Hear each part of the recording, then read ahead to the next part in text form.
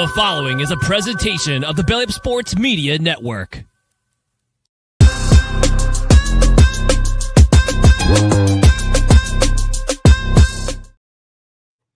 Welcome into a new week of Belly Up Fantasy Baseball Live. And I know there's basketball news out there. I know we were no not one discussing cares that about, in this household. I know no one cares about the Pro Bowl stuff going on. NASCAR is on right now, which I love, but I don't love it more than this. And right. So we're talking baseball tonight. I'm your host, Vince Stover, joined, as I am every week, by the senior writer for Belly Up Fantasy Sports, Kevin Wilson. Hey, Kev, how you doing, man? I am doing great, Vince. And around here, it's been in the 60s and sunny. And so we've been outside. So we are quite pleased with that. And also, did you realize January is now behind us? So that is the last month we will have no baseball for the next 9 months. So that's enough right there to get me excited. Spring is in the air. Pitchers and catchers report soon. Spring training kicks up, and fantasy baseball drafts go live everywhere very soon. Our drafts will not go live until later March, because we like to wait as close to the season as we can. Smart play. Some people will start drafting very, very soon.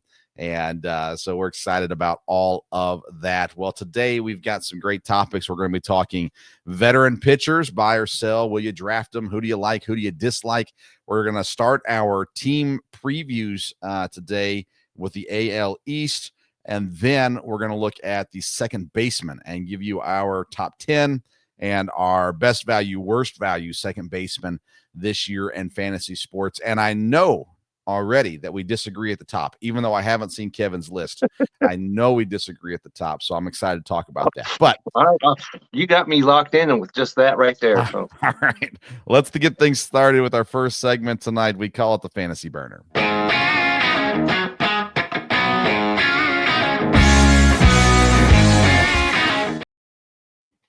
Fantasy Burner segment is presented by BellyUpSports.com, your one-stop shop for everything sports opinion related, including fantasy sports. It's all on BellyUpSports.com. And actually, following this program every week, there's a little post about the show. Kevin posts articles within the week at some point, basically covering some of the topics that we cover on the show in a little bit more detail.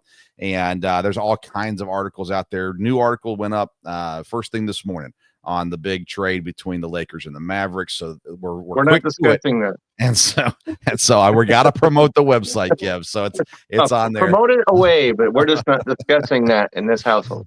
We got them all over there. And actually, our good buddy Eric Katz will be pumping out Major League Baseball articles left and right. Check him out throughout the season as well. So that's all on BellyUpSports.com. All right, we're looking at veteran pitchers. This came up a couple weeks ago.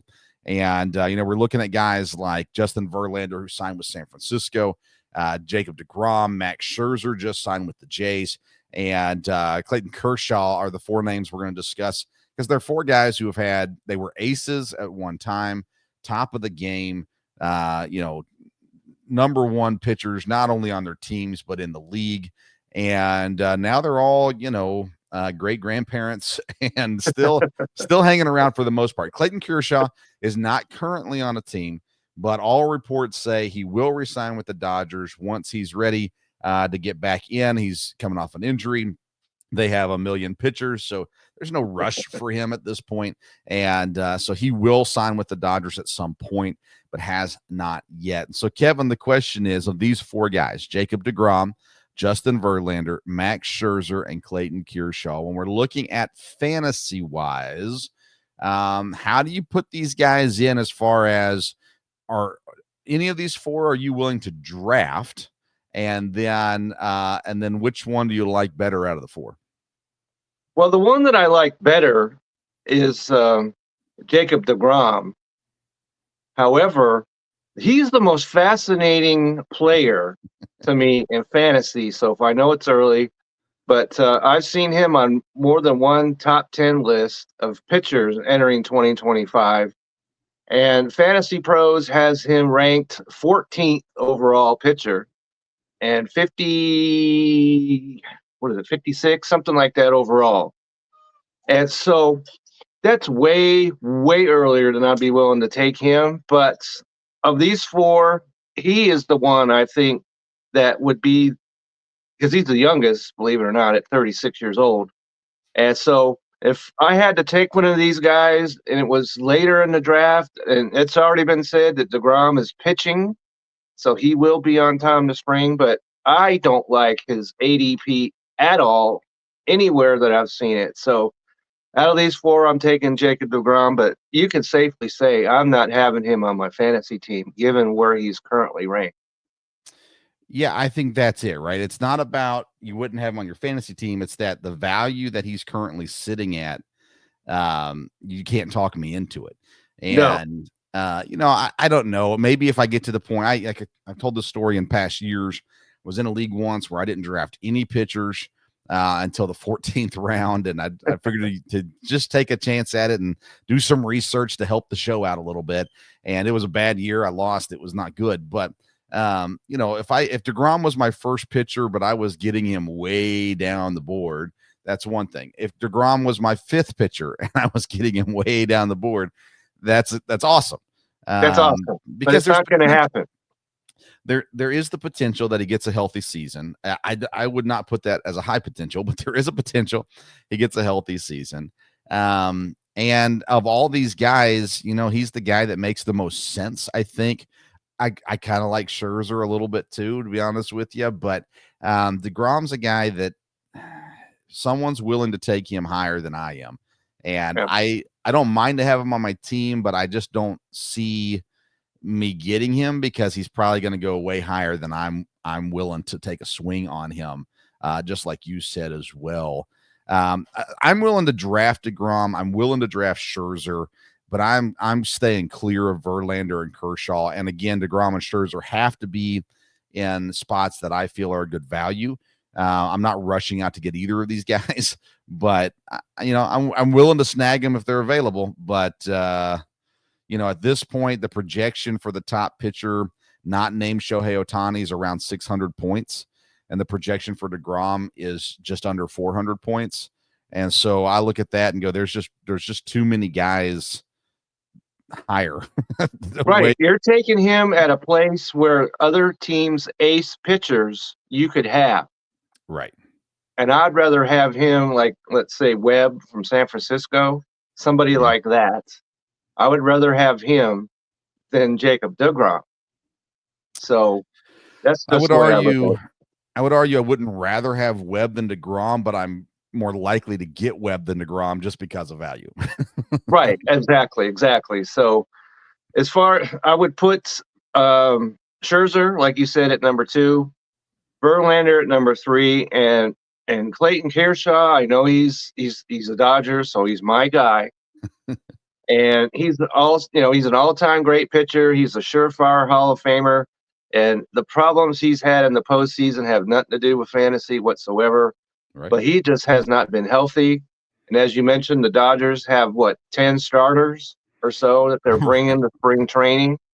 So wherever he's one of those guys to me that you pick up off the waiver wire when he's going to make a start. He starts, then you drop him like 5 minutes later. He's a streaming. So, if he starts, you think there's a chance that he comes in? He's just a long relief guy. I don't know how you would do that to him, given who he is, but it's possible. The Dodgers aren't going to be lacking wins, so they can afford to do that if they want to, as far as start him.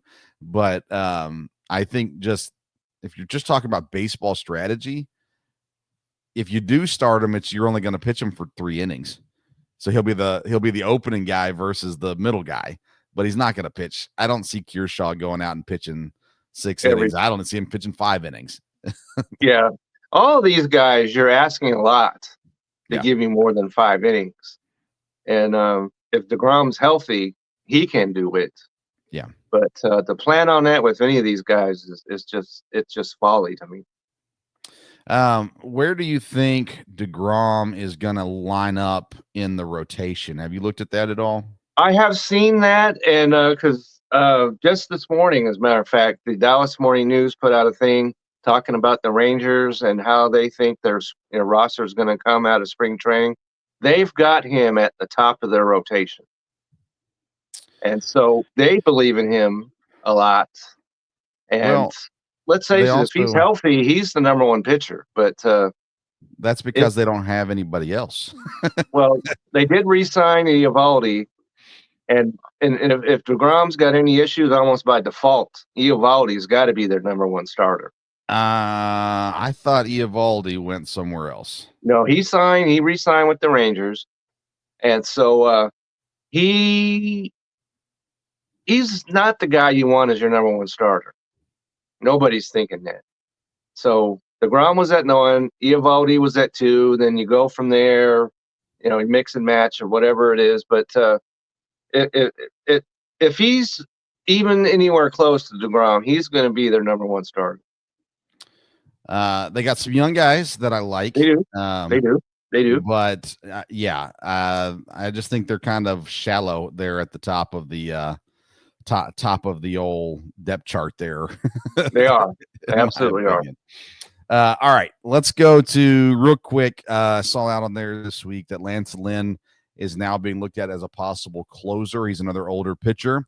Does Lance Lynn going to the bullpen and with the chance to pick up saves or holds make you more likely to pick him up at some point than if he was the starting pitcher somewhere?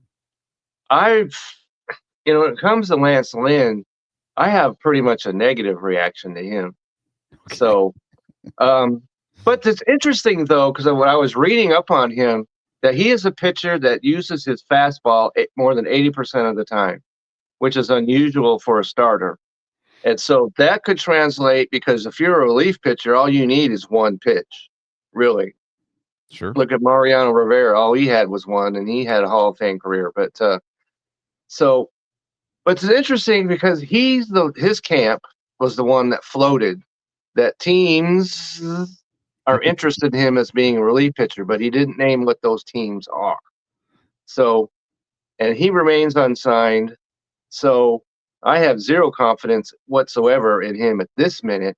And it was rumored that he could go to the Rangers. We're talking about the Rangers because Kirby Yates left and went to the Dodgers, so they need a closer. So that was floated as a possibility, but he would have to come in and show me utter dominance before I'm ready to pay any attention whatsoever on draft day to him. He's the kind of guy I take a shot on if he makes that move to closer. If someone signs him as a closer, I'm willing to take a look at it for sure.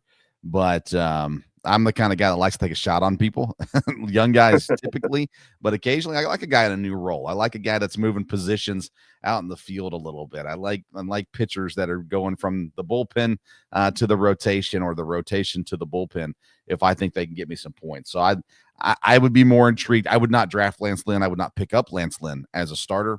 But if he's in the bullpen, especially if he's got an opportunity to pick up some saves, I'm definitely willing to take a shot at him for sure. What's the highest you take? DeGrom, Verlander, Scherzer, Kershaw? You said DeGrom would be the guy kind of at the top of your list. What's the highest you're willing to take one of these guys?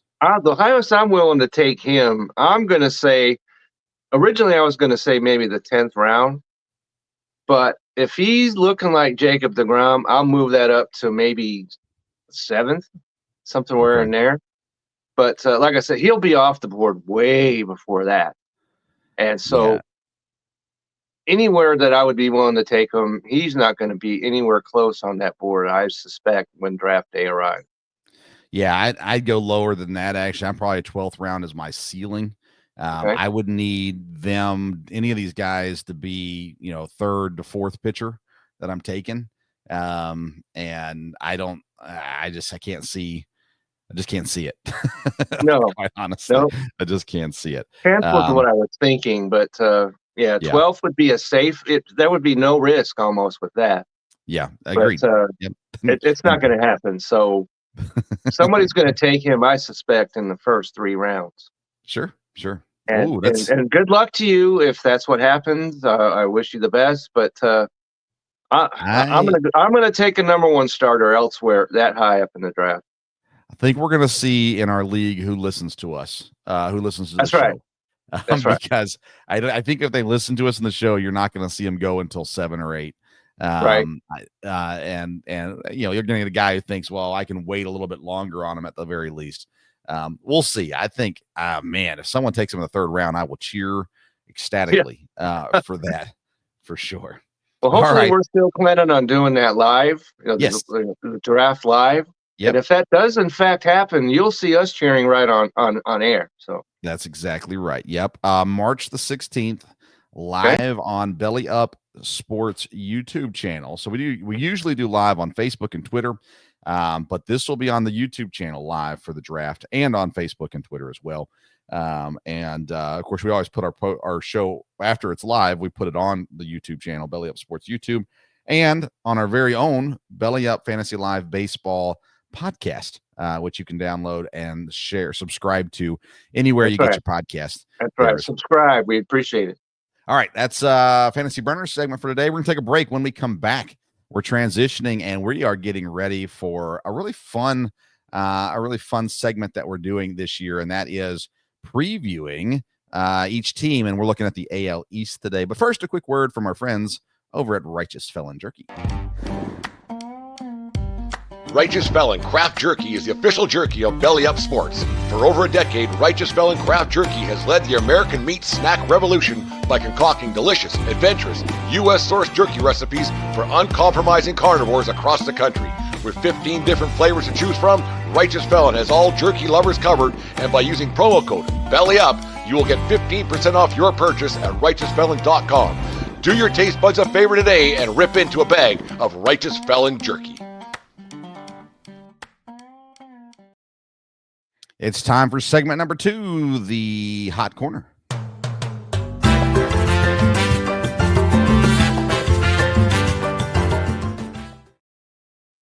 The Hot Corner is presented by Righteous Felon Jerky. And I'll tell you what, Kevin, I just got some this week to give away a little gift bag that I was putting together for somebody. I got some of the teriyaki Balboa and some of the OG hickory as well. Some beef sticks I threw in there too. So, good stuff. I love it. I buy it.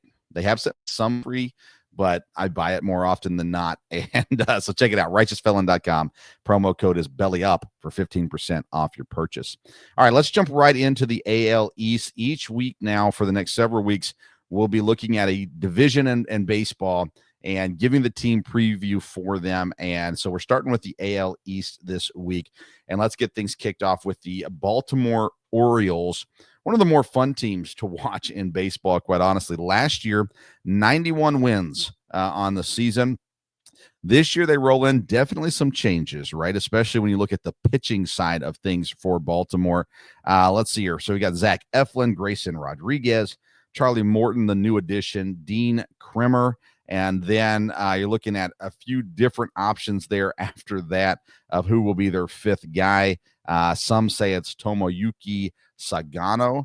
Others have, let's see here. I'm trying to see possibly Povich, who was there last year, I believe, as well. So there's a couple different options there for the Baltimore Orioles this year. In the bullpen, they got a really strong bullpen. On the back end of the bullpen, Felix Bautista, Yanier Cano, and Sir Anthony Dominguez all sitting back there. That's a pretty solid 7, 8, 9 inning right there if they have to go to it that way. As far as the guys that are really, making the offense flow, well, at catcher, Adley Rutschman, who I love and we'll talk about, I'm sure. At first base, Ryan Mountcastle. Second base, Jordan Westberg or Jackson Holliday. Gunnar Henderson at short. Ramon Urias at third base, and I would think Westberg might even get some third base action over there as well. And that's the way I anticipated it, being more Holliday at second and Westberg at third. In the outfield, Cedric Mullins, of course, at center field. Tyler O'Neill, a new addition at left field. And in right field, Colton Cowser, another young player there. Then they've got guys like Heston Kierstad there that can play infield or outfield. And Ramon Urias, if he doesn't start at third, is a great quality guy there as well.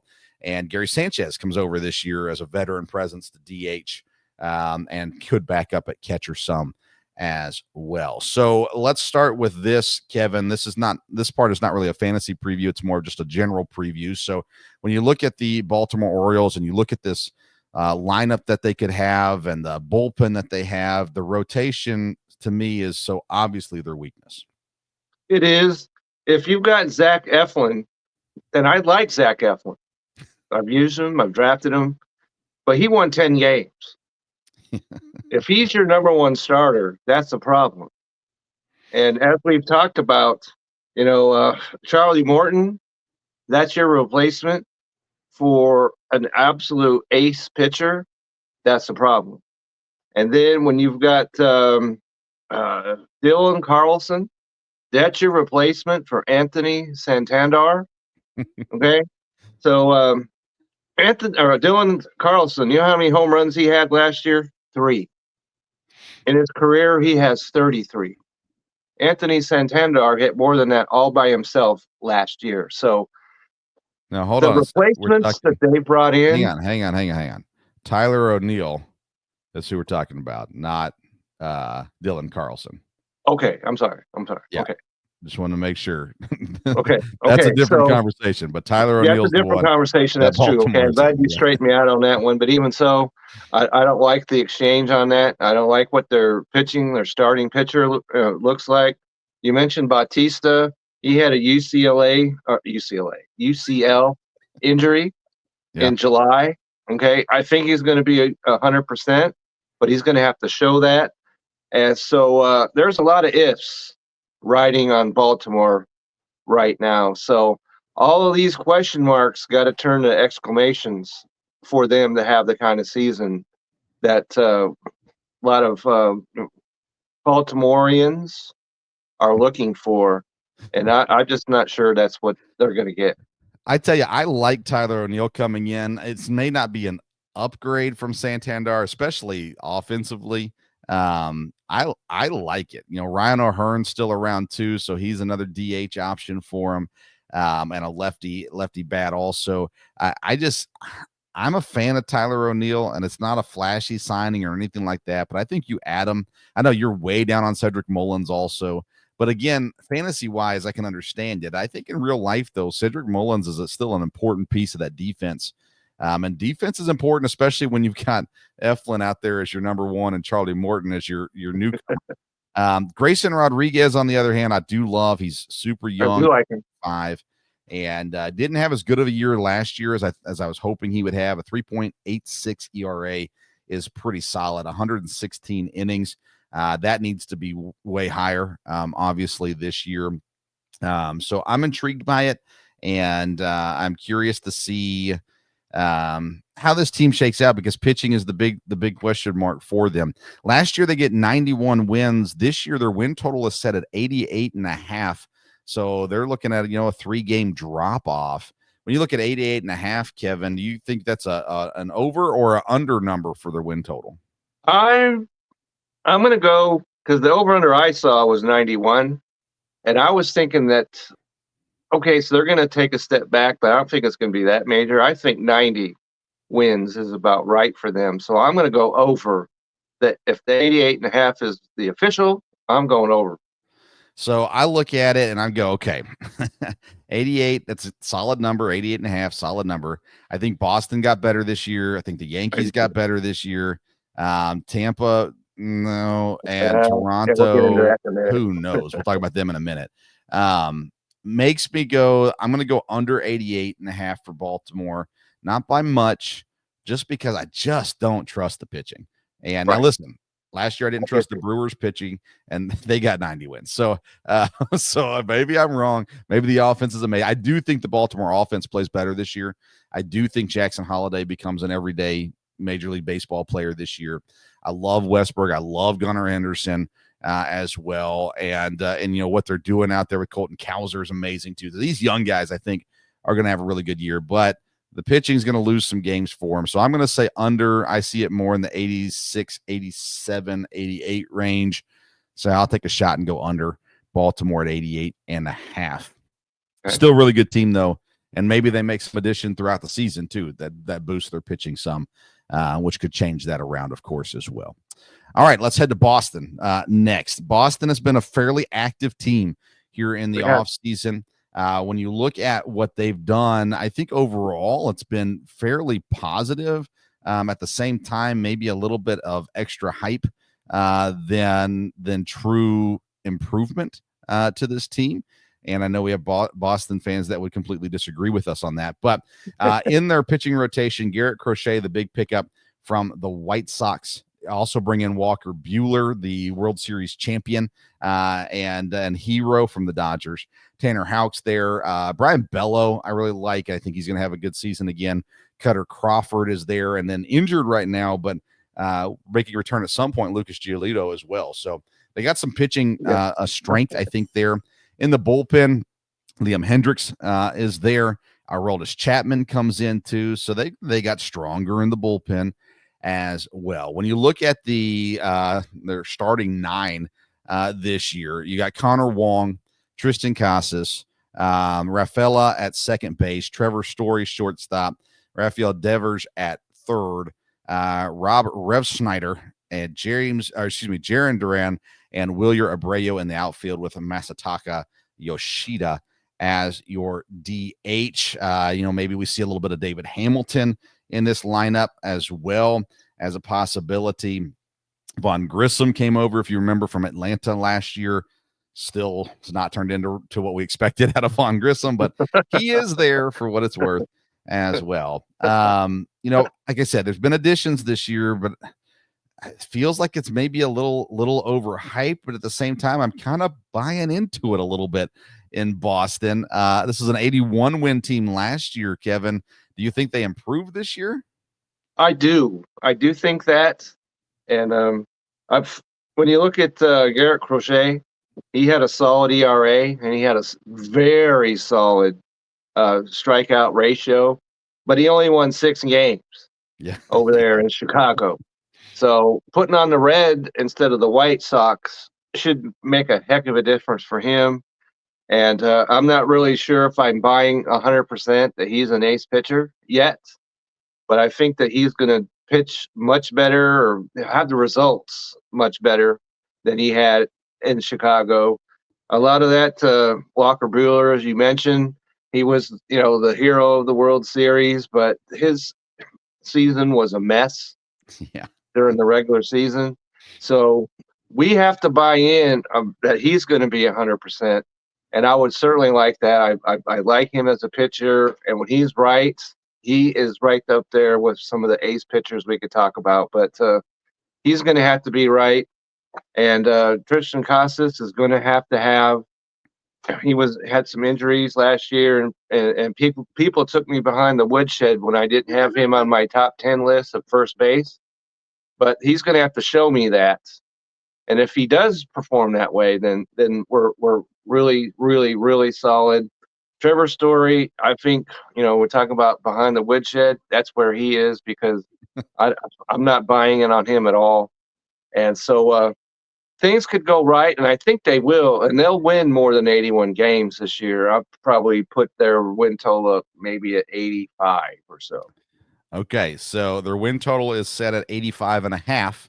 So I'm going under that. Then you go under that. I think I agree with you, but I think we also agree that they will be better this year. Yeah. Garrett Crochet, his Ks per 9 last year, 12.88. It's off the charts, no question. It's incredible. Yeah, absolutely incredible. So a lot of good there, I think, in Boston, excuse me. At 85.5, though, we both go just under 85.5 for Boston. And this is a team that could surprise us. They may still make additions, right? I mean, there's some big names still out there, Kevin. I don't know if you knew this or not, but there's a guy named Alec Bregman that's out there.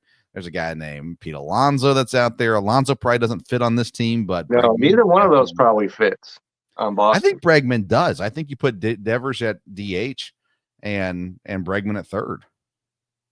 Okay, if Devers is willing to buy into that, because you mean sitting on the bench just eating hot dogs till it's your time to bat? Yeah, some players don't like that, and so I don't know if he will, but he's the guy that he's your established player out of all these guys. So you got to make sure he's happy. So maybe sitting on the bench and him playing spades or whatever it is during, while he's. Yeah, You I know, guess in Boston, I think they were eating fried chicken, right? Wasn't that is that what that is? That's right. fried That's chicken, right. yeah. You got that 100% right. So Yeah, not hot dogs. if he's willing to do that and sit on the bench, then go for it. If Sure. his price comes down, and so when it comes to Bregman, when all this began, I didn't realize he has the same agent as Pete Alonso does. So that's a problem. That's a huge problem for both of those guys right now.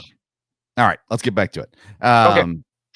Let's move to the Yankees. The World Series loss in Game 5 this last season, and they made improvements this year, to say the least. And so when I look at this Yankees team right now, let's see here. In their pitching, Garrett Cole returns, of course. Carlos Rodon, Luis Gil, Clark Schmidt, Marcus Stroman is still there. Marcus Stroman. And then they add Max Fried in from Atlanta. That's a huge addition for them. In the bullpen, they switch out closers. They bring in Devin Williams.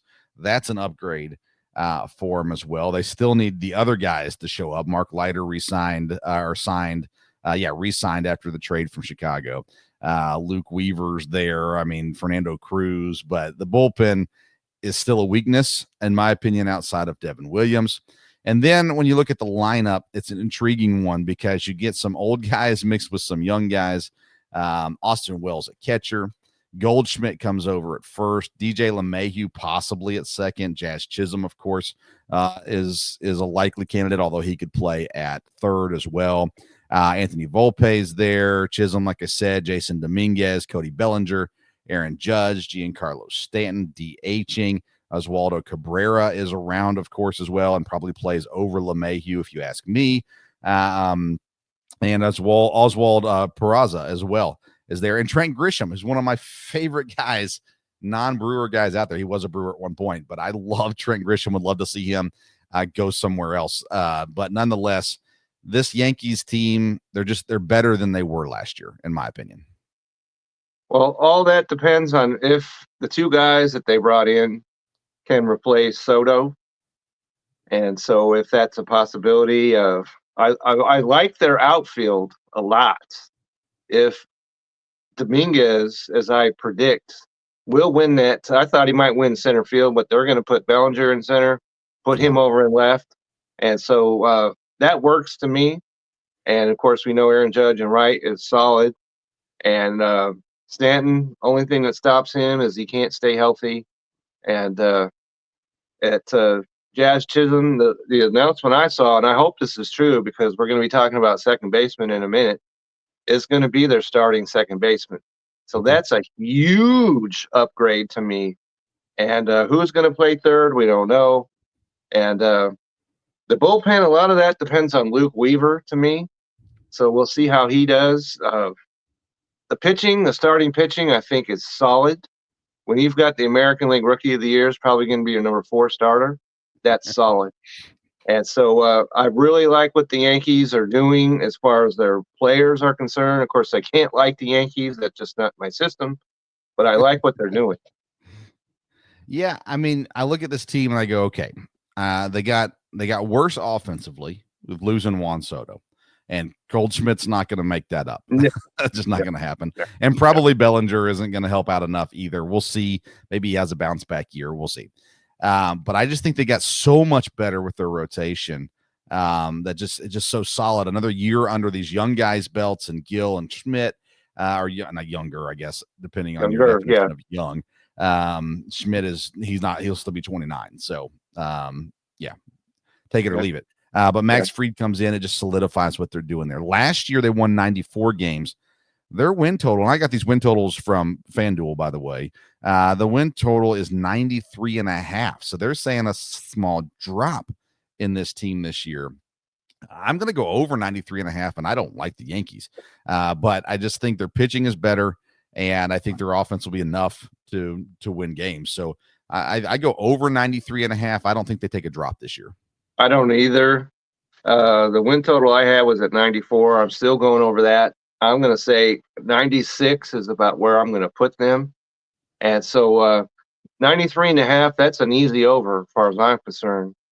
And the AL East is, has usually been a bear of a division. It's not so much anymore. So I think they're going to win that division rather handedly. So 96 wins. I have them. That's what they're going to do.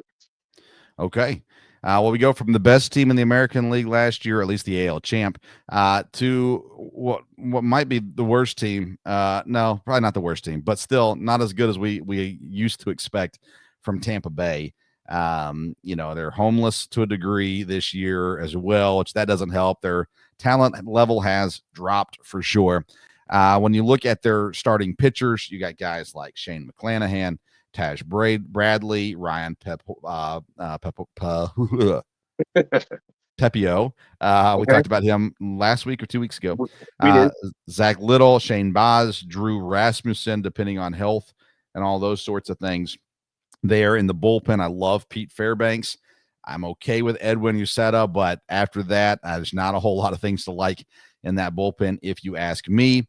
They did just sign Ha-Seong Kim. He's, I still think, recovering from surgery, so I'm not sure when he had shoulder surgery, so I'm not sure when he's returning. When you look at the offensive side of things in Tampa, you've got Danny Jansen coming over at catcher, Yandy Diaz at first, Brandon Lau at second, Taylor Walls at short, I believe. Junior Caminero, he could play short or third, and I really like him a lot. Christopher Morel comes over from Chicago, Johnny DeLuca, Josh Lowe, and Jonathan Aranda possibly at DH. They also, of course, got Eloy Jimenez this offseason as well. They got Jose Caballero that can play multiple positions also, and Richie Palacios. Kevin, I just look at this team. They won 80 games last year, but I don't see it. I just don't see it with Tampa. I don't trust them. Last year, I went under their win total. To me, they're not a team that's climbing right now. I agree with that because the lineup that you just mentioned is easily the worst lineup in this division. It might be the worst lineup at any team in the American League. So they're in the running. The White Sox are in the American League. League. Got the White Sox still to go, but this is easily the worst lineup in their division. Yes. And so then teams have won without a great offense, so you turn to their pitching. Well, Shane McClanahan, I like him. Yes. Is he going to be healthy though? That's right. The question. All right. So then you got Shane Baz. He pitched 14 games last year. So you're attaching your wagon to two guys that have not been healthy. You got Taj Bradley at 4.11 ERA. Then we talked about Pepio, as you said. He is going to get rocked in that stadium that they're going to play in, so I don't like him one iota. Zach Littell had a 3.63 ERA, so that's pretty solid. But you're sitting there telling me that Zach Littell is the guy that you're pinning your hopes on? No, you're stuck in the back of the garage. So I'm not buying this at all. Because Tampa was the standard.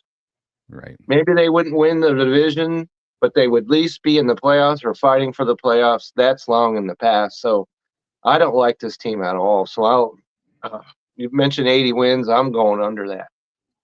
Yeah, I mean, you look at these guys in these spots. You mentioned Baz 14 games, Drew Rasmussen 4 games starting last year. Bradley, Pepio, and Littell, they all went 25, 26, 29 games. Littell was the only one. He had 156 innings, the leader in the clubhouse in that one. Listen, Taj Bradley had some good stats here and there, but again, no. I do love Pete Fairbanks from a fantasy perspective, especially getting the closes there. Unless Uceta, I like Uceta too, so maybe he gets the job there also. But yeah, this team scares me, especially in this division. Their additions, I like the addition of Danny Jansen as far as he's solid. He'll help the team for sure. And Eloy Jimenez is past due. He's not gonna. I wouldn't worry about him at all. They got some young guys that are worth taking a swing at, in especially dynasty formats. But yeah, this is a team that their win total is technically 81.5. which is a slight upgrade from last year, but I'll take the under on that one as well. Yeah, easily going under. When Danny Jansen is the highlight reel that you can put to your hands as your season moves, you're in the ditch. Not ideal. All right, let's get to the last team in the East, and that's the Toronto Blue Jays. One of the more surprising ones when we talk about win totals. We'll get there in a moment. At least surprising to me, maybe not to anybody else. They did get the big signing of Max Scherzer. We'll see how that pays off for them. Their pitching staff, you've got Kevin Gausman, Jose Barrios, Chris Bassett. They've got a young guy named Bowden Francis. I say young, he's 28 there as well. Yariel Rodriguez is there. I really like him. He could win a starting job. Alec Manoah is still around. They bring in Jeff Hoffman as their ideal closer, I guess. Yimi Garcia is still around as well. So there's some I don't know how much you trust Jeff Hoffman about that. Look at the offense. Alejandro Kirk, Vlad Guerrero, Andres Jimenez, who they brought in from Cleveland, Bo Bichette, Ernie Clement, Anthony Santander, who we just talked about with Baltimore, Dalton Varsho, George Springer. Then they also got Miles Straw, who they brought in on the trade from Cleveland. Davis Schneider still around as well, another young guy who can play multiple positions for them. Last year, they underperformed at 74 wins. And I look at this team, they didn't do a whole lot to get better necessarily, but they got to be better than last year, right? I think so. Bichette is a big part of that. He has not been healthy, and if he can step up and be solid, that's an if to me. But if he does, then you've got Vladimir and you got Santander. That's about as lethal as a combination as you'll find. And the problem with them is when you look at somebody like Dalton Varsho, he was a guy that I was very excited about when he went to Toronto a couple seasons ago. And you have to talk about him as being one of the biggest disappointments in the entire league. Yeah. Maybe major leagues. Okay. Because he hit just 214 a year ago. Okay. I just don't understand what his issue is. But their pitching staff, as you mentioned, can be very solid. And Hoffman, I don't know, he pitched pretty well for Philadelphia, so I think that's going to slide in pretty well in there. So they've got to win more than 74 games this year and put them right there around 500 in my mind. Yeah, Hoffman comes over with a 2.17 ERA last year, 10 saves and 66 innings pitched. His strikeout per nine was 12.08, which is really solid, of course, as well. I like they got Chad Green, by the way, as well, who last year gave him 17 saves.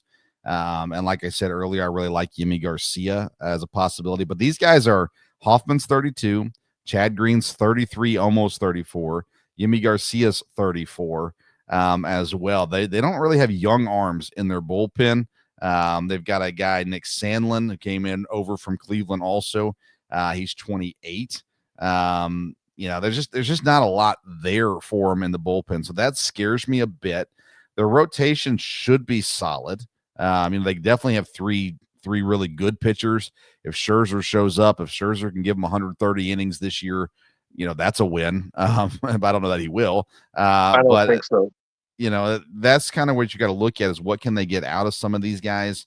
Last year, 192.1 innings from Barrios, and Gausman gave him 181, and then 171 from Chris Bassett. So that's good numbers. You're getting a lot of innings out of those guys, and 3.83 ERA, 3.60 ERA, 4.16 for Bassett last year. But they're not striking out a ton of people either. So you need defense. They've got some good defensive players, some young guys, and then they've got a lot going on. Contract years can either be really good or really bad.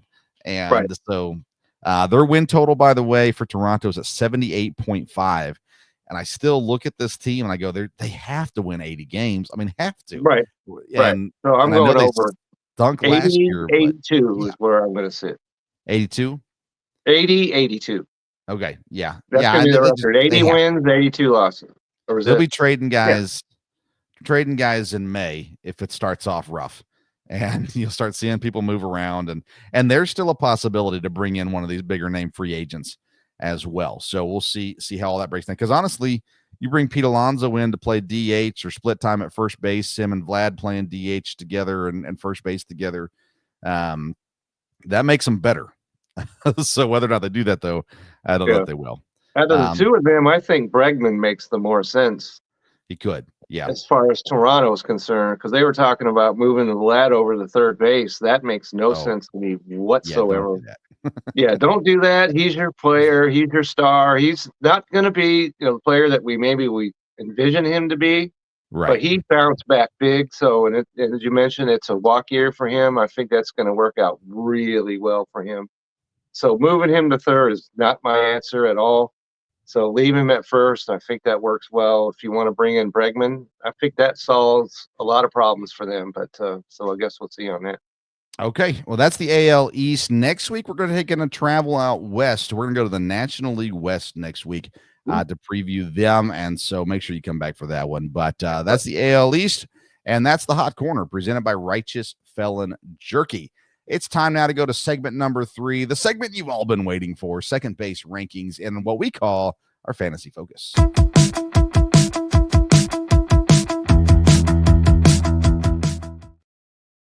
The Fantasy Focus is presented by SeatGeek. Go to SeatGeek.com. Use the code BellyUpSports. You're going to get $20 off your first purchase there on SeatGeek.com. Today, we're ranking second baseman. We've already been through catcher and first base. To some's dismay with some of the guys we left off those rankings. And I think base is going to be an interesting conversation because, well, I'm not sure how much we're going to agree. I think we're going to agree in the top half, but I think the bottom half is going to be intriguing. I say that we disagree at number 1 because, Kevin, I have Texas Rangers Marcus Semien as my second baseman number 1, and I know for a fact that you do not have Semien at your number 1. You are absolutely 100% correct in that assessment. And let me just say that some people might expect Mookie Betts to be on this list, but in ESPN, he's only qualified as a shortstop and an outfielder, so he does not qualify. So let me just say that right out of the gate. Yes. He's nowhere to be found on this list. All right, so talk to me about number 1 for you. I have a feeling I know who it is, but we'll see. Who's number 1 for you? Number 1 for me is Ketel Marte, and he's 31, so he's not ready to go out the back and cast his line into the lake just yet. So he's got some things to do, and he was in the running for the NL MVP award until he was hurt a year ago, and so. In 136 games, 292, 36 homers, 95 RBIs. You're telling me where you're going to find that at another place in second base? I'm telling you it's not going to be found. And so 93 runs. And so he's played in 2023 150 games. So that 136 is going to be don't pay any attention to that. 150 is about what he averages. So I am all down for Ketel Marte to be 100% healthy this year and be out there. And Arizona's going to have a great lineup. I'm really, really looking forward to see what they're going to do offensively, and he's going to be right in the middle of all of it. Okay, so I've got Ketel Marte number 2, so I have him up there towards the top, of course. He had an amazing year last year, but I just don't see him producing that way again. Now you're right. You cannot find in the current second baseman 36 home runs. You cannot find 95 RBIs. You can find guys getting close to 95 RBIs, but not 95. I look at him and I go, okay, great year last year, should be good again this year. I think he takes a dip. Semien, on the other hand, he took a dip last year. And I think we see him have a bounce. I think the Rangers have a bounce back this year. So I think I see them have a bounce back this year. I think Semien goes up, Marte goes down. They're probably going to be very close when it comes to the end of the season is my guess. If they both stay healthy, of course. But for me, I just have more confidence in what Marcus Semien has done throughout history than I have in what Ketel Marte has done throughout history. So that's why I lean Semien over Marte. But I think when you're looking at second baseman, I think you probably have 4, maybe 5 safe bets at the top, and then you start to have that drop off. And I think if you get either Semien or Marte, I don't think you're going to be disappointed, barring injuries, of course, that come into it. So that's my thoughts on that. Did you have Semien too, or is he dropping? I do have Semien at 2. Okay. And overall, Marte's 26th ranked player overall, and Semien's ranked 30th. So they're both right there. But that slide that Semien started to go on last year has me nervous. I think that's going to continue a bit. And at second base, you could take last year. Let's see, he had 23 homers, 74 RBIs, 101 runs. Yeah. Okay. And he played in 159 games, which is not surprising because he's played in 162, 161, 162, 159 the last 4 years. I think that goes back some. He can't play that, and he's playing every game, every inning of those games. So I think that takes a step back. And so the year before, he had 122 runs and went down 101. And so 29 homers, 100 RBIs, and went down to 74. So I don't see him reaching those heights anymore. And there's questions about where he's going to hit in the Rangers lineup. So that gives me some concern right there. He'll probably hit lower in the lineup because he's been the leadoff the last 3 years. But he's a solid second baseman, and I would have because I've drafted him the last 2 years. So if I was to take him, I'd be very happy with it. But I just don't see him as being the top second baseman anymore. I would say this too. We don't mention this enough. When we're talking rankings, we're talking points leagues. Right. And just to put that out there. But if you're in a categories league, I'm telling you 1,000% Semien over Marte. They both get good stats, but Marcus Semien led over Marte in categories last year, led in runs, singles, doubles. They were one difference in walks. He was one more in stolen bases. You're going to get more category value out of Semien than you are Marte. You're going to get very close, I think, point value out of both of them. And again, that's just my opinion, but yeah, nonetheless, there you go. Those are the top 2 guys for both of us. Now let's get in. I'm curious if we're the same at 3 and 4. I got Jose Altuve 3, Ozzie Albies 4 is where I'm going. I'm going the same way as you with both of those picks. I think these 4 guys are easily the best 4 second basemen to be found in baseball, fantasy, or otherwise. So I agree 100% on where you have those guys. Yeah, and Albies, hurt last year, as was every Atlanta Brave. They're still gonna be good. They lost some things, but they're still offensively. They should be very solid this year. Their lineup is better this year than it was last year. We'll talk about them in a few. Well, actually, we're talking about them at the end of our team previews in several weeks. But I like both of those guys. Altuve has just been solid consistently through. He had a lot of strikeouts last year, 119 of them, but he also had 22 stolen bases, which was one of the higher numbers for second baseman, especially if you're top tier second baseman. So I like both of those guys as solid guys from there. Now it might get interesting. We'll see. Number 5, a guy I don't necessarily love having in points leagues, but he still scores points. He's great in categories leagues, is Luis Arias in San Diego. Okay, so when it comes to Luis Arias, I don't have him on my list because I regard him as a first baseman. Okay. So first of all, I don't have him on my list at all.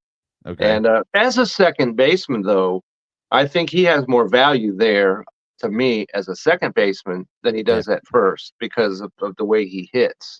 Yep. So if you can get him on your team and be your starting second baseman, there's a lot of value to me in that area. So I didn't go there because ESPN has him as first base, second base, and DH. This is eligibility on ESPN. That could be different in other leagues for sure. I know that this year I just saw that Cronenworth is going to play full time at second base this year. Bogarts short.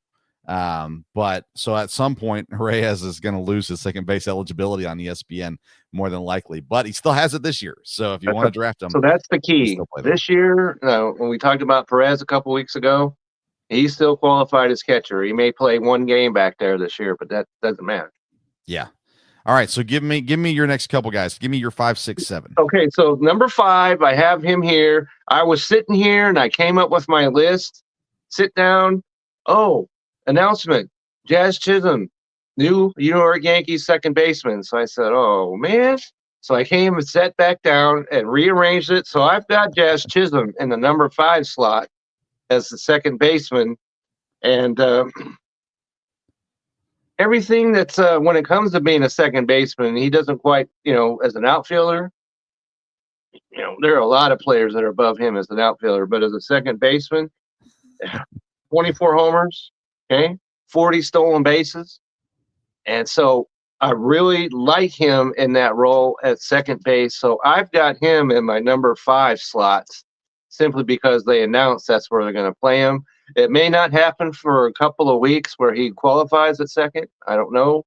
But once that does happen, then he's got multi-position eligibility, and I really like that. So he's my number 5 player.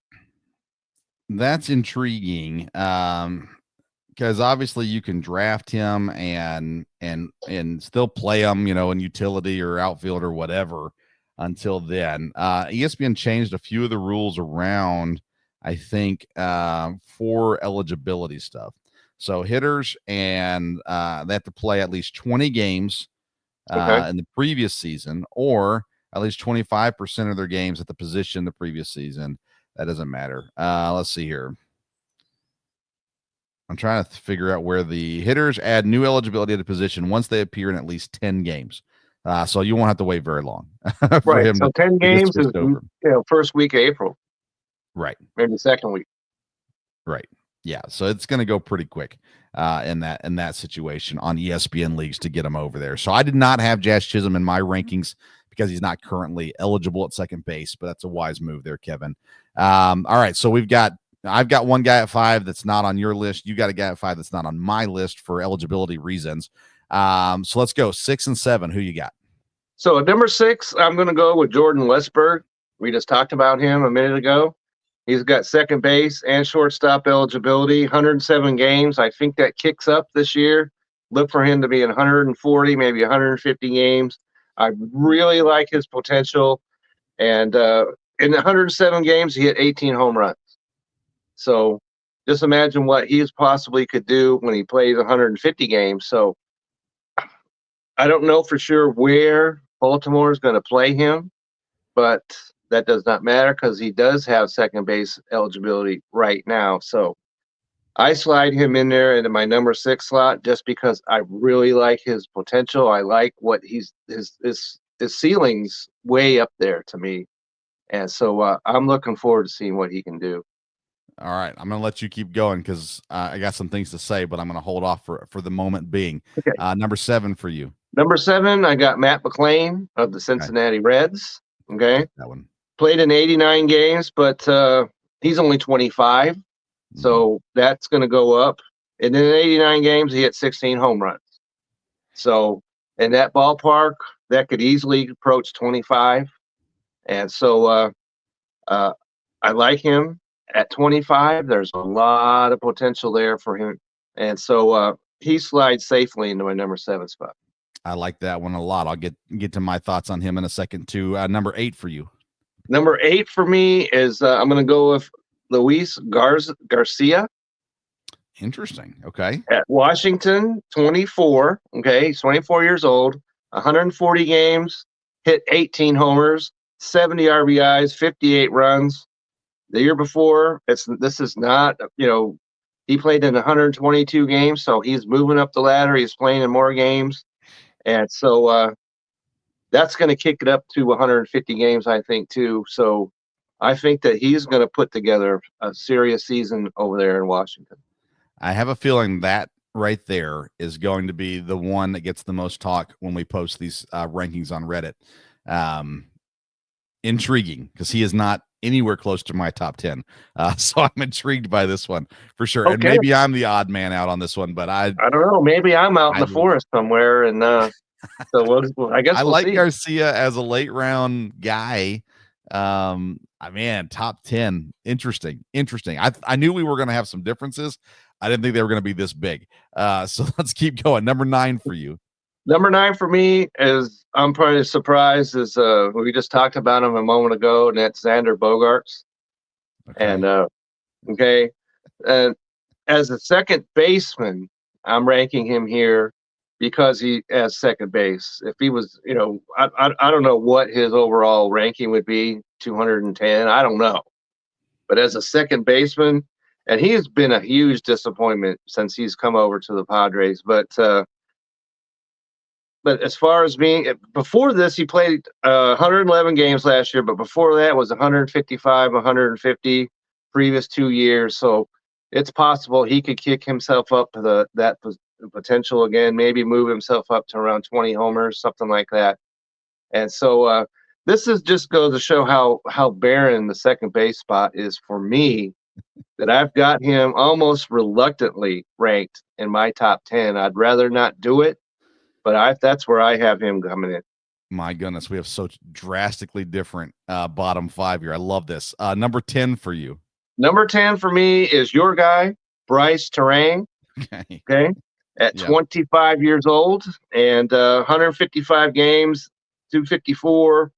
And so I think that but it's gone up though. The year before it was only 218. So he has shown improvement. And I like what potentially he could do over there in Milwaukee. So I've got him at number 10. Okay. Okay. So let's talk through these real quick. I'll give you my bottom 5. I'm strapped in. So go ahead. All right. Number 6 for me, not on your list, Brandon Donovan, St. Louis. Okay. Brandon Donovan is a guy that has produced. Last year, I think he was at, I had it up here before, 358 fantasy points last year, and the team stunk. 14 home runs, 73 RBIs, 5 stolen bases. He hit 278. Solid player. In a weak division as well. Obviously, they lose some guys this year in St. Louis too, but he's kind of the guy. And he's second base and outfield eligible as well. To me, he was easily my number 6. So the fact that he's not in your top 10 really surprises me. Any thoughts on Brandon Donovan? I like him. I don't like that he plays for the St. Louis Cardinals. Sure. And so that's what soured me on him. There's, you talk about organizations that have crash landed. The Cardinals rank right up there. Yeah. And so if he was on a different team, especially because he's outfield qualified as well, I could see him on my list. But the Cardinals spoiled that for me. Okay. All right. Number 7 hurts me as much as it hurts anything. Nico Horner, Chicago Cubs. Okay. Nico's a guy that, again, I hate the Cubs with everything in my bones, but and he's had some injury issues as well. But last year, 358 fantasy points, 31 stolen bases.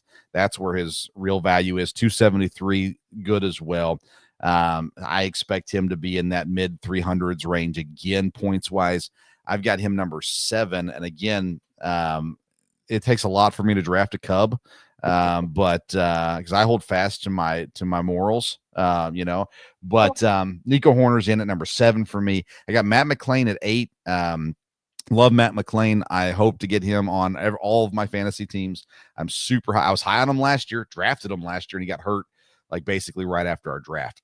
So love Matt McClain and the option that he gives there. Number 9, Jake Cronenworth. You went Xander Bogaerts for San Diego. I'm going Jake Cronenworth for San Diego.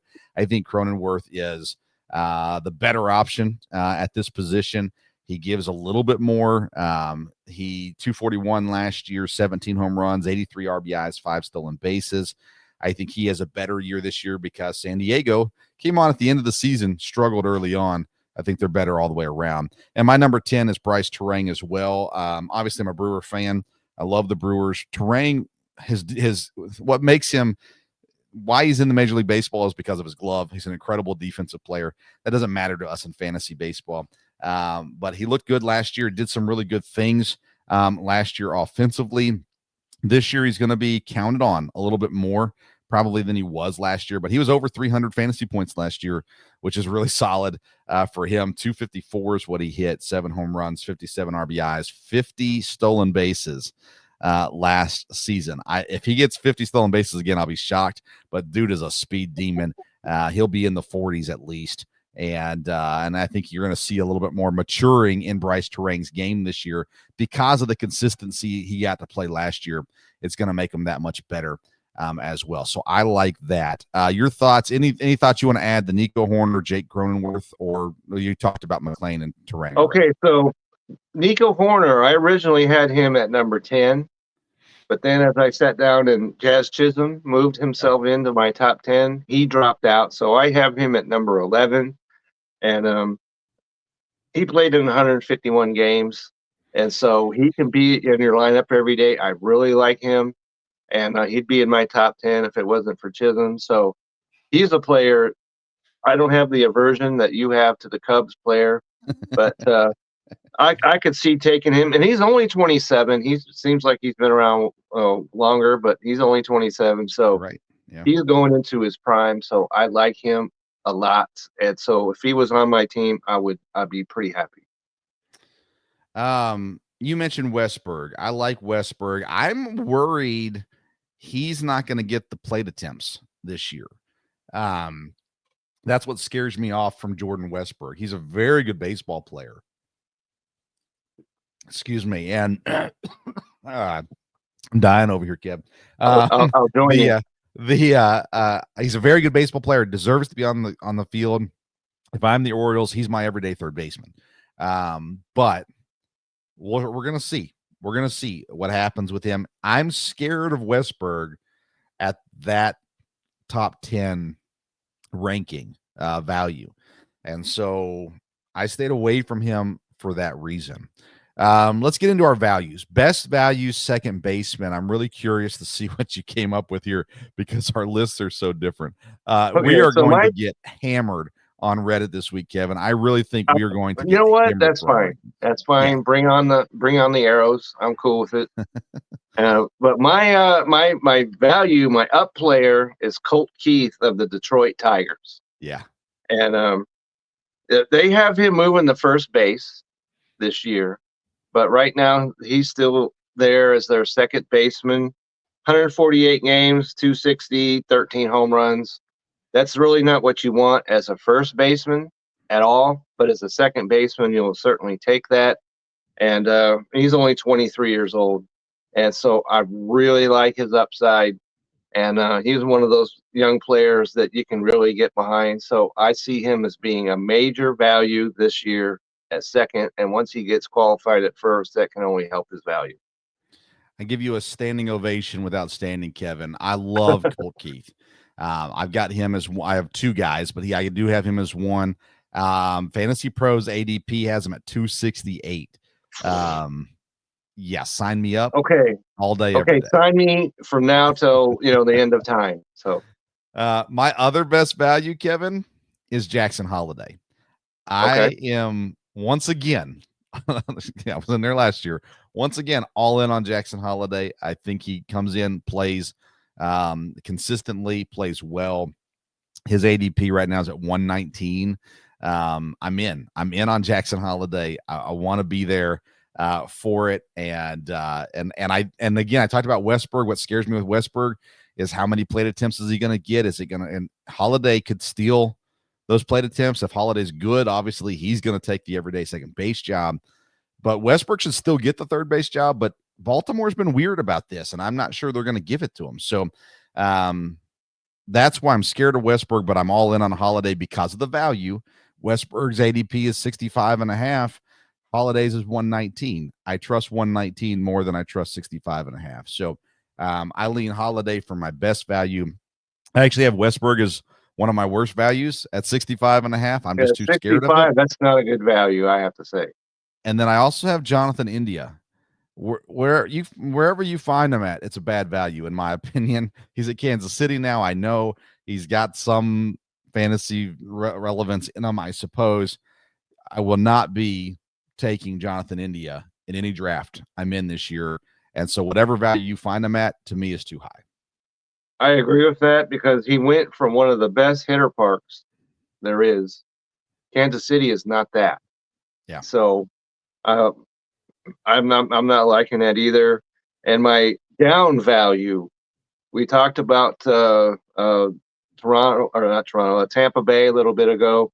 Yeah. That's where Brandon Lowe has no value to me at 30 years old. Okay. In the last 3 years, 65 games, 109, 107. He's not in their lineup enough for it to make any difference whatsoever. Even though we hit 21 home runs, that's the only redeeming value I see him have. And so wherever you have to draft Brandon Lowe, I'm not doing it. So I don't like his value whatsoever. Nice. Yeah, I like it.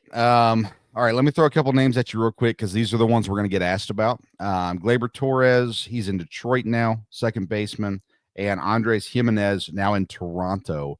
I have a feeling when people see our list, these are going to be two names we're going to see people say, well, what about him? What about him? Whereas Torres or Jimenez close to your top 10? Where do you have them sitting around? Not especially Jimenez. I think he disappeared pretty much last year. I mean, yeah. And so I don't see him as being very valuable at all. If I'm going to have a backup second baseman, it's not going to be him. We'll have to see what happens in Detroit. I don't really get why they brought him in because they had Colt Keith already in that spot, and them moving to first. I don't like the move for him. I like it in fantasy more than I like it in real baseball because 13 homers is not what you want at first. But so we're gonna have to see what kind of, because I've flirted with Torres in the past, having him on my team. Then he goes and he disappoints every single year. So I'm keeping my feet both firmly in the boat when it comes to him. He went from the Yankees. Any team after that is a downturn to me, even though I like the Detroit Tigers a lot. Yeah. But I don't see him as being a guy that I want on my team at all.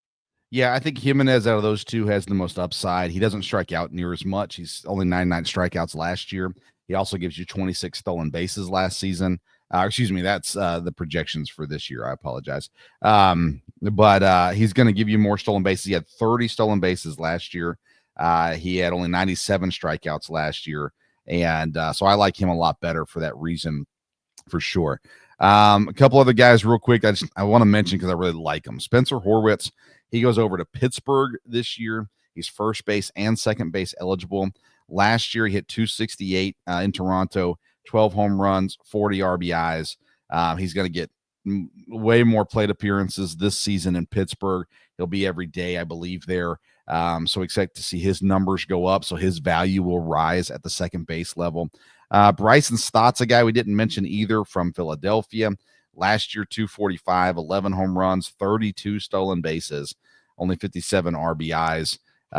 Again, I think he kind of gets buried in this lineup a little bit. His value kind of can fluctuate because of that. He's a decent second baseman, not top 10 in our opinion, but he's respectable if you get there. And last year, the guy I was super high on at third base is now second base eligible, and that's Miguel Garcia in Kansas City. And, last year I was so excited about him. I had him on, I think, all of my teams at one point. He had 300 fantasy points last season, 37 stolen bases, 7 home runs, 58 RBIs. He hit 231. Expect to see him get better with all this time that he's getting down there in Kansas City as well. So there are guys there. I'm intrigued. I really think we're going to get a lot more negative reaction this week, Kevin, than we've gotten with our catcher. We got some negative reaction from the catchers and first baseman. I think second base, we're going to have some conversation rolling because it's going to be intriguing, to say the least. Okay. I'm ready for it. Bring it. Yeah. Yeah. All right. Well, I'm glad you are. I'll probably look at it occasionally and maybe respond. We'll see. We're an hour and 15 minutes in, so I want to wrap this up, Kevin. And let's start off with you, I guess. What you got going on? Where I know people can get all your stuff on bellyupsports.com. And I assume you got a second base article coming out this week. That's a certain possibility. I might take a look. It's because we're in February now. When does spring open for all clubs? I might take a look at that. Because I'm looking forward to when spring training opens, and you can go to the Belly Up site. I've got my catcher, which I dropped on Monday. I've got my first base, which I dropped on Friday. And together, both of those articles had about 40,000 views. Nice. So that's that's the kind of coverage, and that's what I like. And there's been some really good discussions. Like I said, I've been taken behind a woodshed already a couple of times, so I'm ready for it. So, but I appreciate everybody, that actually comes in there and gives, a solid, whatever their opinion is, instead of, oh, that guy sucks. If that does add anything. But lately, we have not had that. There have been people that have actually gone on there and asked about opinions about other players. So Reddit is cooking. I appreciate that. And like I said, the Belly Up site, get on there, check it out. And you can always find me on Twitter, Kevin62, WILSCA. And you can always ask me questions. MLB Clubhouse on X. I'm a part of that. So anything that you want to talk about baseball, I'm down with. So bring it. I like it. I think we're 10 days away from the first pitchers and catchers I'm reporting. going to absolutely, I think so. I'm going to look into that and find out when exactly each team's reporting dates are. I like it. Let's see here. I've got lots going on right now. Wednesday at 8:00, my dad joins me for the Sports Stove football show. You can get that on the Belly Up YouTube channel or wherever you get your podcasts as well. Just search the Sports Stove football show, and we're talking Super Bowl preview, of course, for this week, getting ready for that.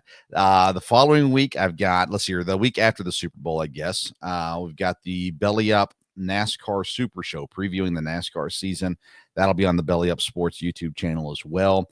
Not really putting out any written content right now, as also, but nonetheless, you can follow me on Twitter and Instagram at Sports Stove, and I'll be pumping out some opinions on there.